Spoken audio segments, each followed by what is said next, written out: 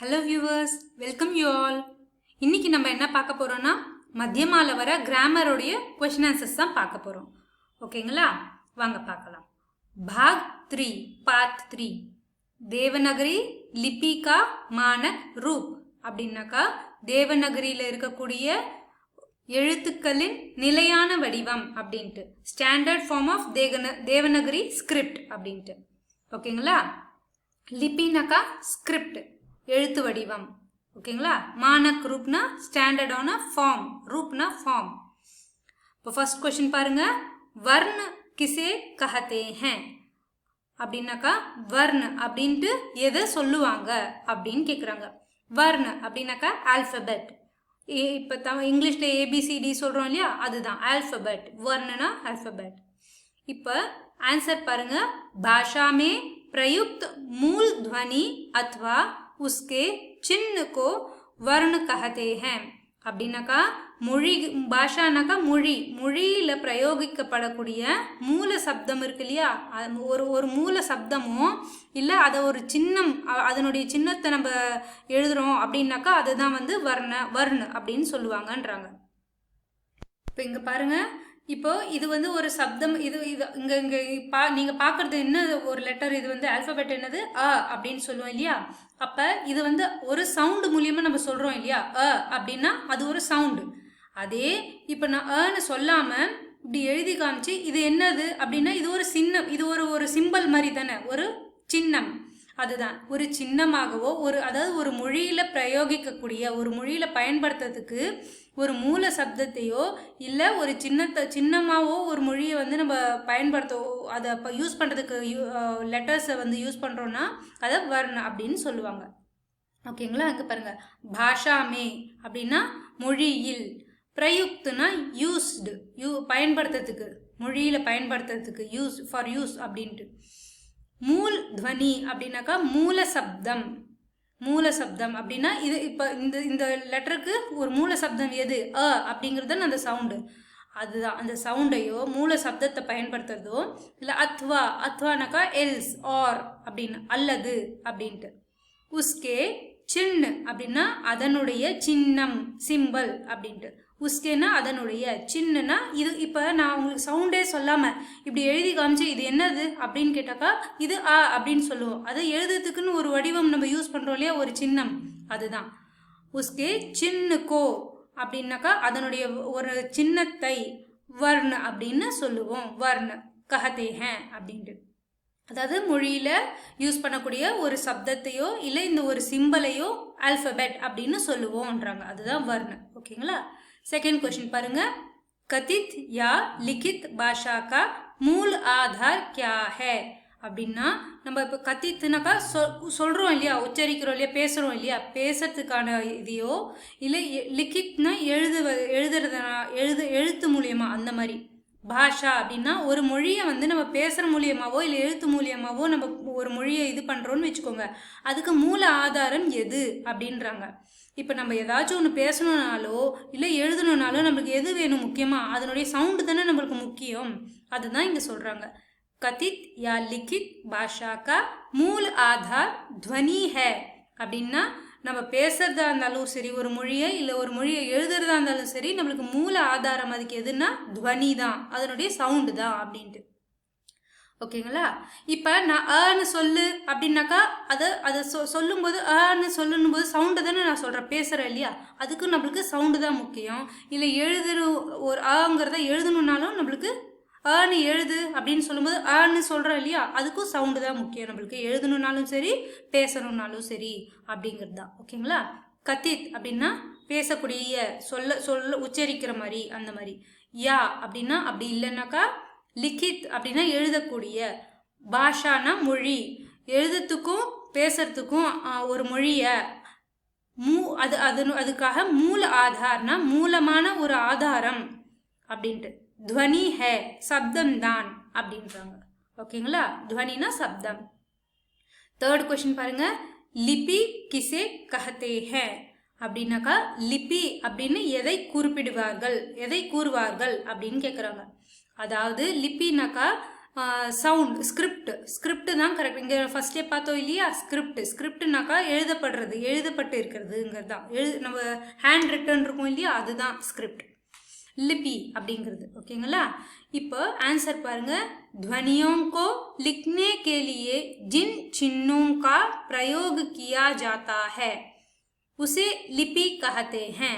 அப்படின்னாக்கா ஒரு சவுண்ட் இருக்கும் இல்லையா, அந்த சவுண்டை வந்து நம்ம எழுத்து வடிவமாக எழுதுறதுக்கு எந்த ஒரு சின்னம் நம்மளுக்கு யூஸ் பண்ண முடியுமோ, ஒரு சின்னத்தை யூஸ் பண்ணுறோமோ அதை தான் லிப்பின்னு சொல்லுவோம் அப்படின்றாங்க. அதுதான் ஸ்கிரிப்ட், எழுதப்படுறது கையால், ஹேண்ட் ரிட்டன் இருக்கு இல்லையா, அதுதான். இப்போ நான் உங்களுக்கு வெறுமனே சொல்கிறேன், ஏன்னு எழுதணும் அப்படின்னாக்கா ஏங்கிற அந்த சவுண்டுக்கு நம்ம ஒரு சின்னம், இந்த மாதிரி ஒரு சின்னம் யூஸ் பண்ணுறோம் இல்லையா, அதுக்கு இந்த சின்னம் எதுக்காக யூஸ் பண்ணுறோம், அப்படிங்கிற சவுண்டுக்காக இந்த சின்னத்தை நம்ம யூஸ் பண்ணுறோம். அதுதான் லிபி அப்படிங்கிறது. சவுண்டு துவனியோங்கோ சவுண்டுக்காக, லிக்னே கேலியே ஒரு சவுண்டுக்காக ஒரு விஷயத்தை நம்ம வெளிப்படுத்தணும்னாக்கா சவுண்டை வந்து வெளிப்படுத்துறதுக்கு லிக்னே கேலியனா எழுதுவதற்காக, ஒரு சவுண்டை எழுதுறதுக்காக லிக்னே கேலியே. ஜின் சின்னோங்கா எந்த ஒரு சின்னத்தை அப்படின்ட்டு, சின்னம்னா சின்னம், பிரயோக கியா ஜாத்தா ஹே பிரயோகப்படுத்துகிறோமோ யூஸ் பண்ணுறோமோ அப்படின்ட்டு. பிரயோக் கியா ஜாத்தா ஹேனா செய்யப்படுகிறது, பிரயோகம்னாக்கா பயன்படுத்துறது, யூஸ் பண்ணப்படுகிறதோ அப்படின்ட்டு. அதாவது ஒரு சவுண்டை எழுதுவதற்காக எந்த ஒரு சின்னம் நம்ம யூஸ் பண்ணுறோமோ அதுதான் லிபிங்கிறது. உசே லிபி கஹத்தே ஹே அதை லிபின்னு கூறுவார்கள் அப்படின்ட்டு. உசேனா அதை, லிபி கஹத்தே ஹே சொல்லுவாங்க, கூறுவாங்கள் அப்படின்ட்டு. ஓகேங்களா. அடுத்தது பாருங்க. वर्तमान में संविधान के द्वारा कितनी भाषाओं को राष्ट्रीय भाषा का दर्जा दिया गया है அப்படின்ட்டு. அப்படின்னாக்கா தற்பொழுது அரசியல் அமைப்பின் மூலமாக எவ்வளவு பாஷைகளை வந்து தேசிய மொழின்னு ஸ்டேட்டஸ் கொடுக்கப்பட்டிருக்கு, அந்த நிலை கொடுக்கப்பட்டிருக்குன்னு கேட்குறாங்க. ஓகேங்களா. வர்த்தமான் மே தற்பொழுது அப்படின்ட்டு, சம்விதான் கே துவாரா அரசியல் அமைப்பின் மூலமாக அப்படின்ட்டு. சம்விதான் கே அப்படின்னா த்ரூ கான்ஸ்டிடியூஷன், அரசியல் அமைப்பின், துவாரா அப்படின்னா மூலமாக, கித்தனினா எவ்வளவு, பாஷாவும், கோ அப்படின்னா மொழிகளை, பாஷானா மொழிகளை, ராஷ்ட்ரிய பாஷா தேசிய மொழி அப்படின்ட்டு, கா தர்ஜா தியா கயா ஹே அப்படின்னா, தர்ஜானாக்கா ஸ்டேட்டஸ் நிலை, தர்ஜா தியா கயா ஹே கொடுக்கப்பட்டிருக்கிறது, தியா கயா ஹேனாக்கா. இப்போ தற்பொழுது உள்ள நிலையில் அரசியல் அமைப்பின் மூலமாக எவ்வளவு மொழிகளுக்கு தேசிய மொழி அப்படின்ற நிலை ஸ்டேட்டஸ் கொடுக்கப்பட்டிருக்கு.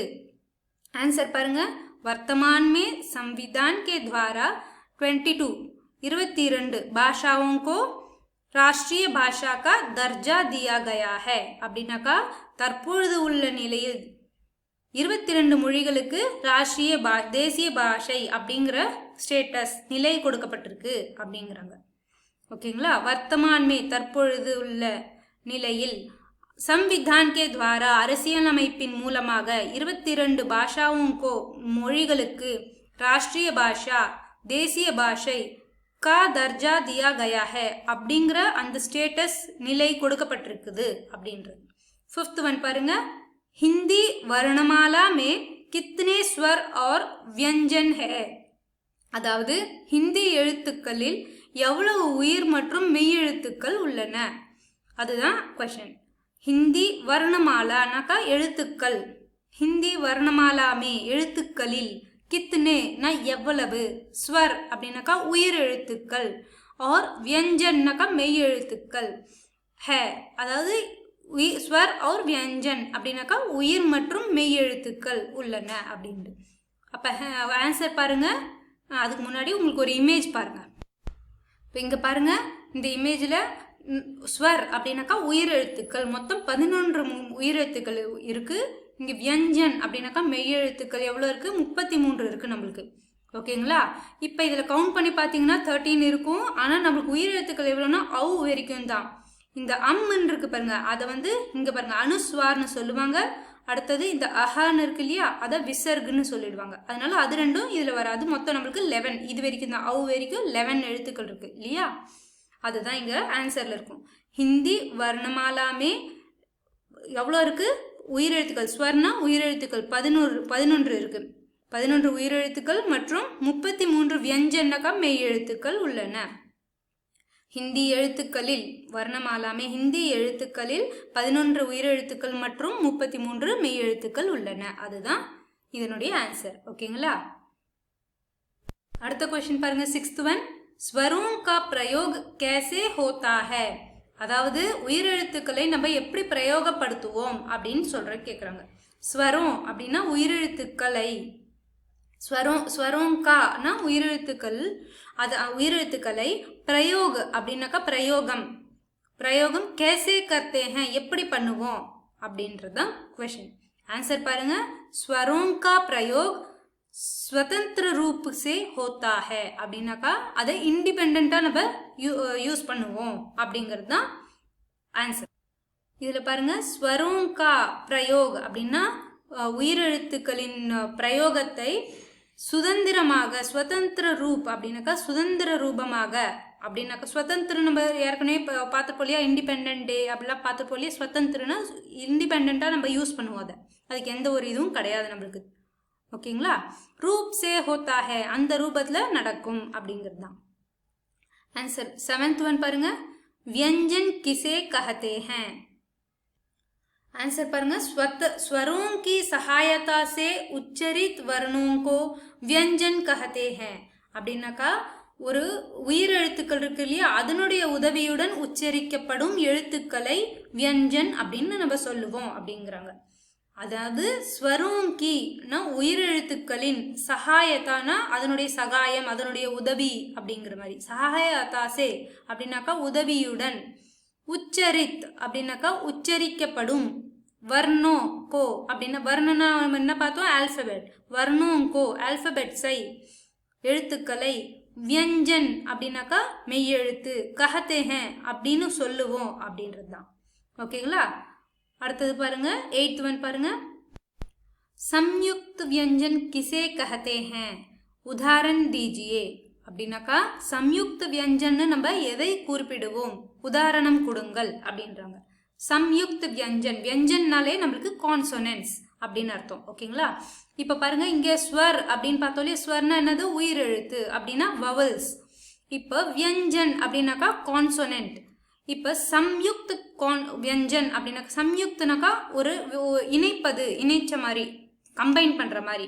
அப்ப சம்யுக்த வியஞ்சன்னாக்கா 2 கான்சனன்ட்டை இணைச்ச மாதிரி வர்ற சவுண்ட்ஸ், அதுதான் சம்யுக்த வியஞ்சன்னா கம்பைன்டு கான்சனன்ட்ஸ் அப்படின்னு சொல்றது. ஓகேங்களா? அப்படின்னு கிசே கஹத்தே ஹேன் எதை குறிப்பிடுவோம், எதை சொல்லுவோம் அப்படின்னு. உதாரணம் தீஜியே உதாரணம் கொடுங்கள், दीजिए கொடுங்கள். आंसर பாருங்க.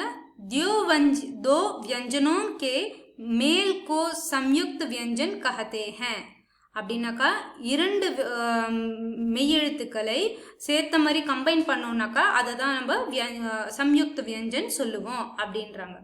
தோ வியஞ்சனோ அப்படின்னாக்கா 2 வியஞ்சன்னாக்கா கான்சனன்ட் இல்லையா, நம்ம பார்த்தாலும் மெய்யெழுத்து. அது 2த்தையும் சேர்த்து மேல்னாக்கா கம்பைன் பண்றது. அதுதான் கம்பைன்டு, 2த்தையும் கம்பைன் பண்ணாதான் நம்ம கம்பைன்டு கான்சனன்ட்னு சொல்லுவோம். சம்யுக்த வியஞ்சன் கஹத்தே ஹேன் அப்படின்றாங்க. ஓகேங்களா? இதுக்கு எக்ஸாம்பிள் பாருங்க. இது இங்க இருக்கிறது தவறாக இருக்குது, நான் உங்களுக்கு இங்க காமிக்கிறேன் பாருங்க. இப்போ இங்க பாருங்க, க்ஷ த்ர க்ய ஷ்ர இது 4 தான் நம்மளுக்கு விசர்க், சாரி சம்யுக்த வியஞ்சன் அப்படின்னு நம்ம சொல்லுவோம். ஓகேங்களா?